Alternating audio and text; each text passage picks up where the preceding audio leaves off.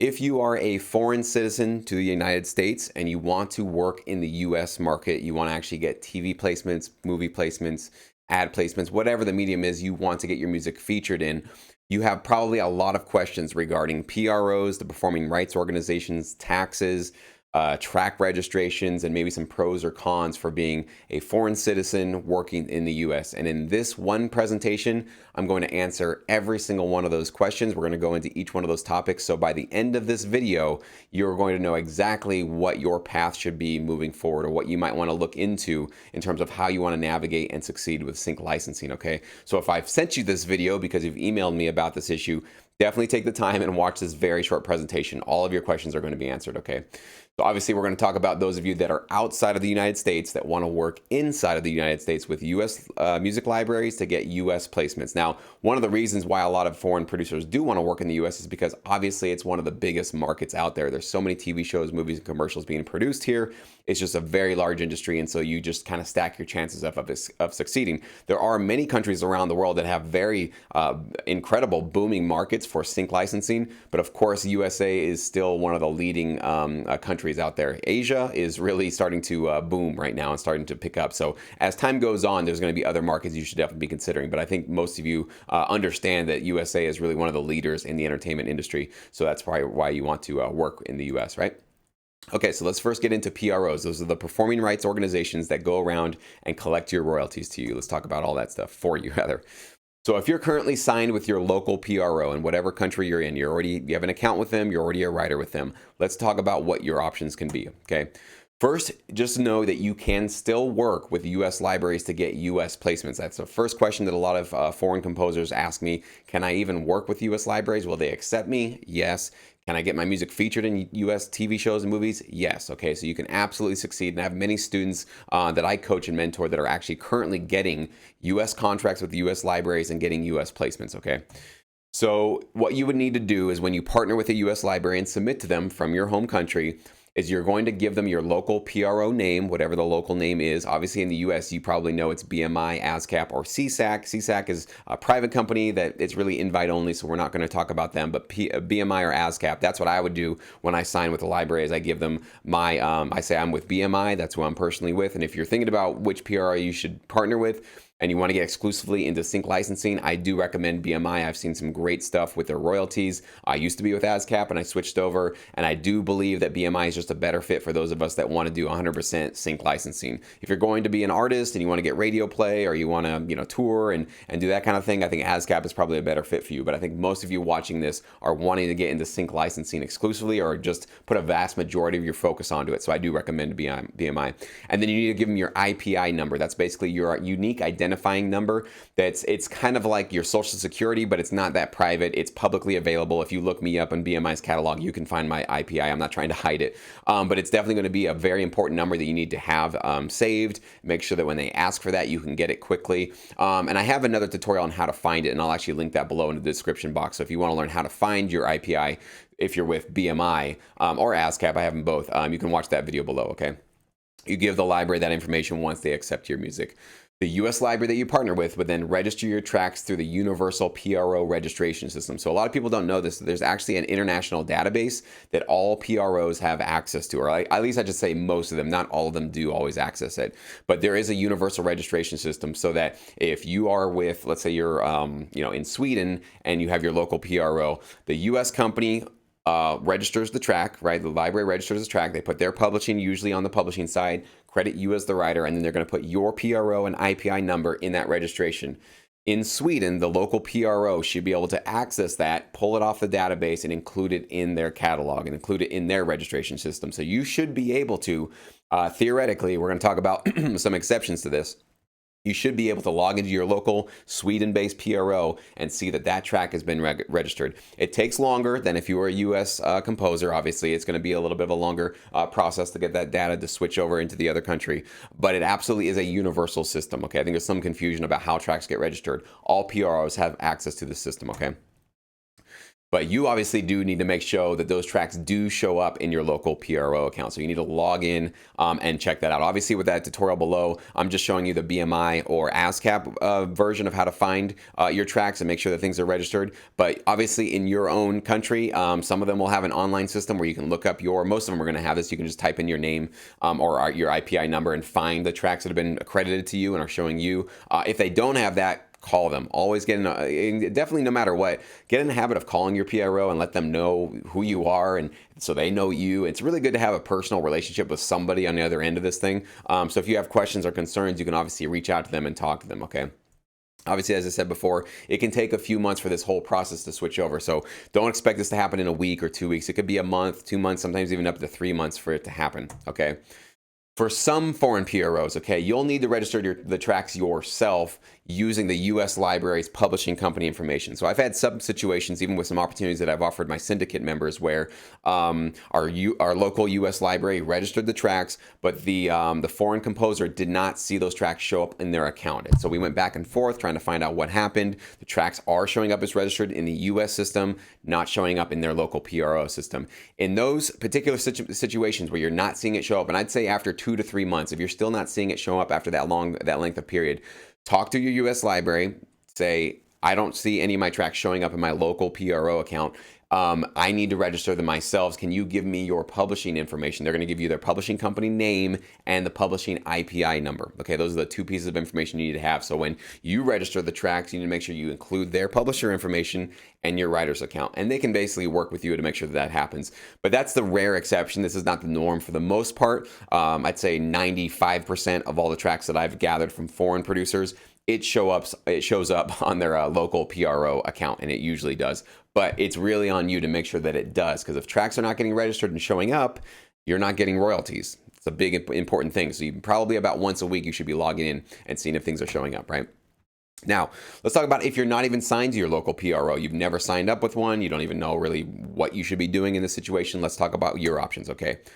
So you can either sign directly with BMI or ASCAP. You can just go straight to them. You are going to fill out a tax form before you do that, and we'll talk about this. But they will accept international producers, international music creators. Okay, they put it right on their website that they do accept international producers. You just have to make sure that you fill out a form with the IRS, because you're going to be earning money in the U.S., but you're not a U.S. citizen. So there's just one exception you have to make sure, one little loop you jump through to make sure you can start doing that. Okay, so you can definitely just directly work with a U.S. PRO, and we're going to talk about why you might want to do that, or maybe you don't want to do that in just a second.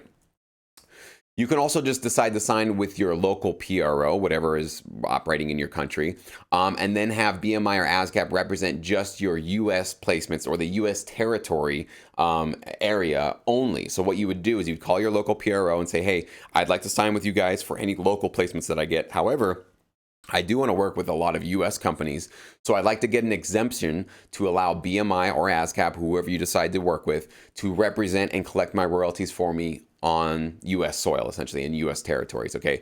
I'd say almost all PROs are going to grant you this exception and be A-okay with it. You're probably just going to have to fill out a form, maybe just check a box on their website. Every PRO has their own system, but you need to make sure that you are communicating this with them. What you don't want to do is sign with your local PRO as a writer and then also sign directly as a PRO with BMI or ASCAP. Just so you know, without this exemption, you are basically violating contracts here, because PROs do not let you be a writer with other PROs at the same time. If you're with BMI as a writer, 100%, you need to stay with BMI as a writer, 100%, okay? The only exception is if you sign with your local PRO as a writer, then you ask them for this exemption to say, I would also like to register with BMI and have them collect my U.S. territory. That way your local PRO is in on the loop. They understand what's happening, because if they discover you're with multiple PROs and you didn't tell them you're doing this, they can cancel your account. And if you're depending on some local income with your local economy and your local PRO, and they don't want to work with you because you violated a contract, you're SOL. That's a U.S. thing for you're S out of luck. You have really no options there, and then you might not even be earning any royalties in your local market. So you're in a really bad position there. So do not try to get sneaky with this stuff. Just be transparent with what you want to do, and they will work with you. PROs are really good about working with their members for this.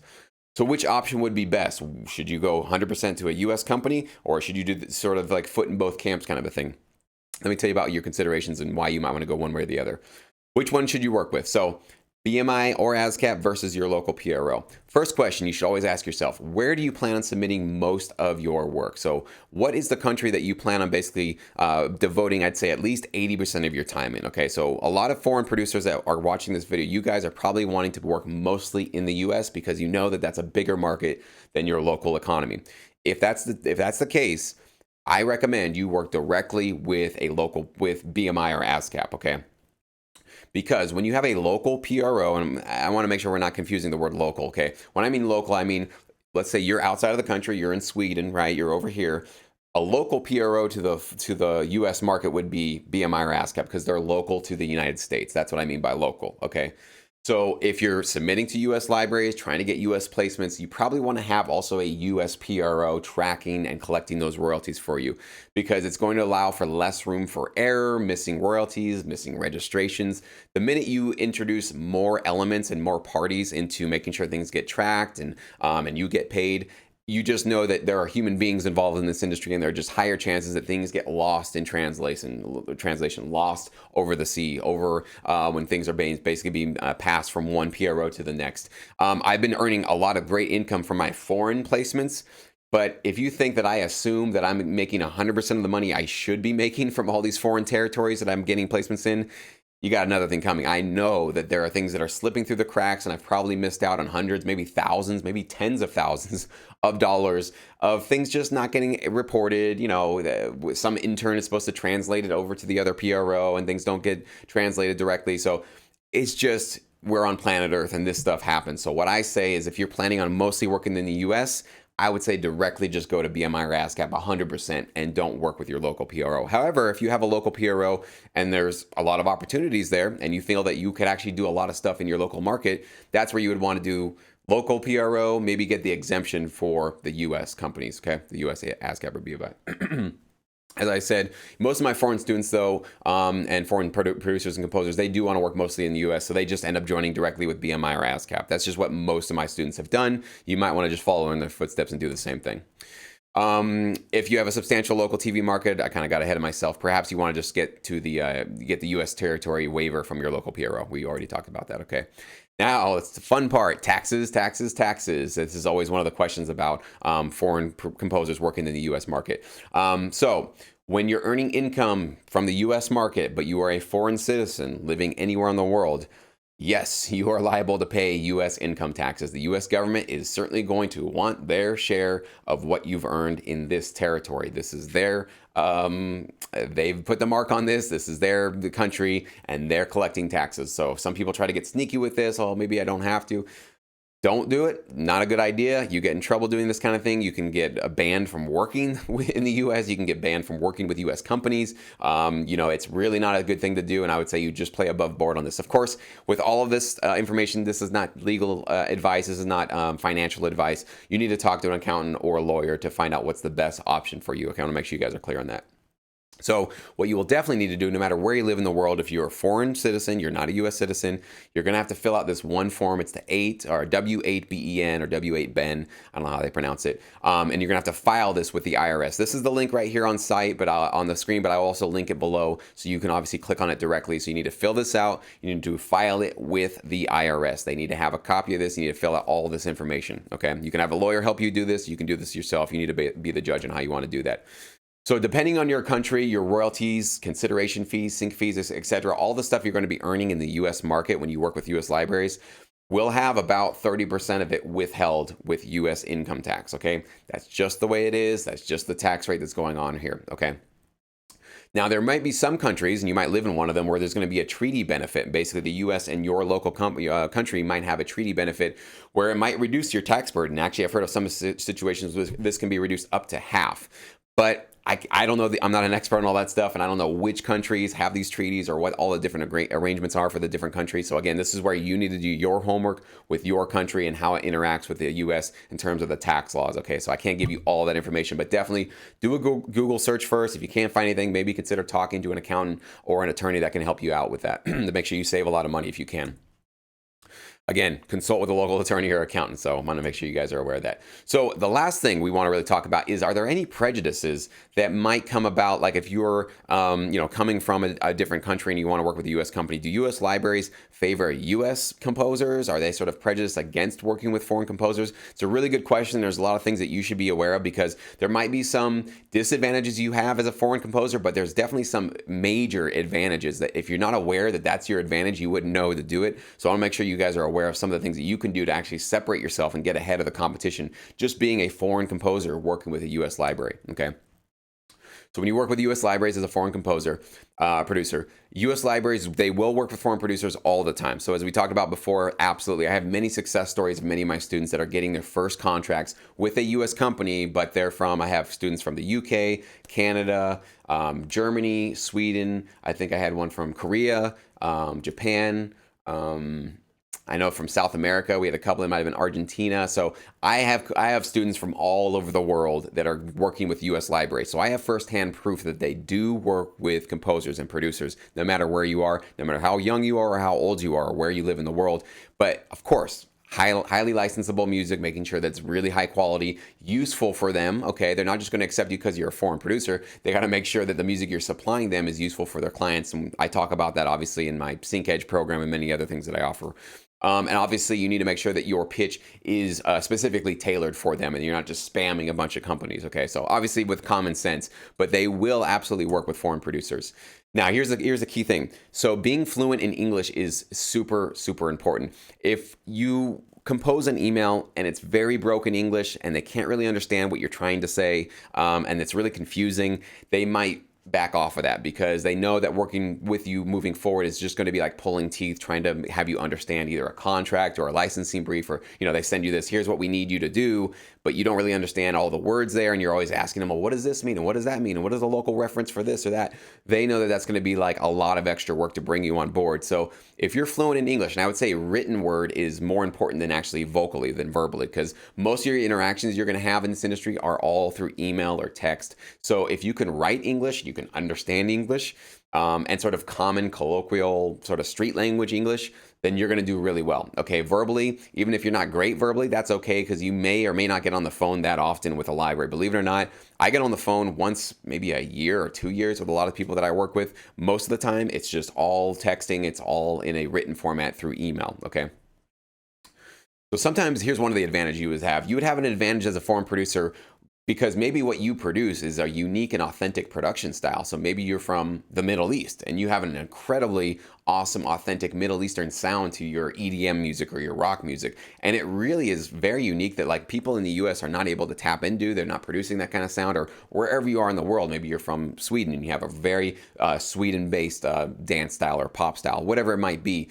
If you have a really unique style that sort of lends itself to become like a world class of music, like a genre that's really not common to find in the US, that really helps separate you from the herd instantly, because immediately you're coming from this exotic foreign place with this exotic, awesome music that's really interesting and really unique and sounds like it really came from that country. That's a huge advantage for you to have, because if it's not common here, it's not easy to get it from US producers. That's where you can immediately find that little niche that you fit in well with, and start serving the needs of a library in a cool way. One other thing, obviously you need to be mindful of the time difference when writing for briefs. So if they say this is due by Friday at 5 p.m. and they don't say it's a Pacific, East Coast time, whatever, obviously find out where your library is located, because there's a big difference between an LA library and a New York library, right? They're going to be 3 hours apart, and you need to find out where you are in relation to what that time zone is. So 5 p.m. for them might be 11 a.m. for you.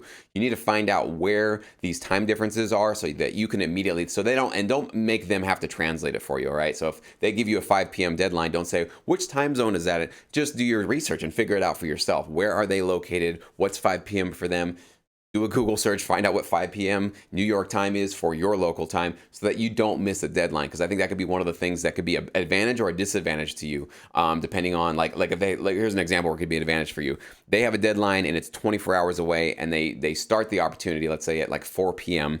So it's basically like you got to pull an all-nighter. Well, maybe you're on the other side of the planet where that's actually your morning. You actually got the full day where you're wide awake and you don't have to suffer with staying up all night to produce the track. You might have an advantage just because of the time difference. So that's the kind of thing just to always be in mind, that if you might be one of the only composers in your country working with that library. So don't expect them to make special recommendations for you or to give like a different brief just for you because you're in a different country. Do that research yourself and make sure you do that homework. Another important thing that you can have a major advantage is if you sing yourself or you can work with a vocalist. If you can offer vocal music in your local language, that will be a huge advantage as well. Again, having something that really stands out from the crowd that not a lot of people produce. A lot of people do pop and rock and hip hop and all that kind of stuff, and even having vocalists on all of those genres. But if you have something really interesting and unique from your local country with your local language, that could be another way that you add a lot of value to the library. So these are the things that composers and producers that are all over the world need to be sort of thinking about before you even approach a library. That if you can add that extra element of a local language on top of your music, it could be rapping, it could be singing, however you feel you want to put on there. It's another thing that basically separates you immediately. It might be very attractive for a library. And the last question I get from a lot of you is, can I use Sync Edge or Sync Academy if I'm not in the US? Does that stuff even apply for me? Does it actually work? Yes, I have dozens of students, probably at this point even hundreds, I would say, from all over the world, like I mentioned before. Pretty much every continent, maybe not Antarctica at the very bottom of the planet. That's probably the only one I've not heard from. But almost everything else I've heard from students that are using Sync Edge to learn which libraries to submit to and how to create that perfect pitch. And then they're also using Sync Academy to learn how to create highly licensable music, high quality music, how to navigate the business, all that kind of stuff. So they're using both of these services to absolutely kickstart and get their career started with the sync licensing industry. So it does work, and it doesn't matter where you live in the world. You can absolutely make use of my services if you feel these would be beneficial for you. The main reason why most producers sign up for one or both of these is time, okay? So if you do not want to do what I did 11 years ago, which is make a bunch of mistakes, make a bunch of unlicensable, not great music that's been sitting on the shelf now for 11 years of my career, sign away some really bad deals, partner with companies that are not the best companies that are going to be looking out the best for, or looking out the most for you, or even being able to pitch your music as actively as you'd like them to. If you want to avoid those common mistakes, which is why so many producers bail out, don't get the results they want, don't see those immediate results, and so they're just gone, it could have happened to me so easily, and just luckily for whatever reason, I just pushed through and got through it. Then I do encourage you to check out one of these services, maybe both of them. If you sign up for both, there is a bundle discount, so you actually save money if you get both of them. And the reason why that is in place is because with Sync Academy, you learn how to create the product, right? Highly licensable music that's really going to be useful for a music library. With Sync Edge, you actually find out who to send that music to. So without one or the other, it's kind of like you have half of the leg to stand on. You really don't have the full, complete plan. But when you have both of these very powerful services, you're creating a high-quality product and submitting it the right way to a reputable library. But once you have those two things, it's just a matter of rinsing and repeating, right? You've got your foot in the door. Now you just need to continuously build up your catalog and serve the needs of the library that you've been accepted to. So those are my services, and I'll have links below if you want to check more of those out. So thank you so much for watching. If you have any further questions about being a foreign citizen, working in the US market, post it below, because any of your questions, I'm sure there are dozens of other producers that have the same one. If you post it, I answer it. That means that other producers who stumble across this video later will be able to get those questions answered. So if you are watching this video after I've posted it, go ahead and scroll through the comment section. You'll see all of my answers. Any other sort of, like, I'm sure there's going to be dozens of little, tiny little questions that sort of fall through the cracks here, because it's a very, a very specific situation for many different producers all over the world. So definitely scroll down and check out those comments so I can be of use for you guys. Thank you so much for watching. I hope you've found this useful.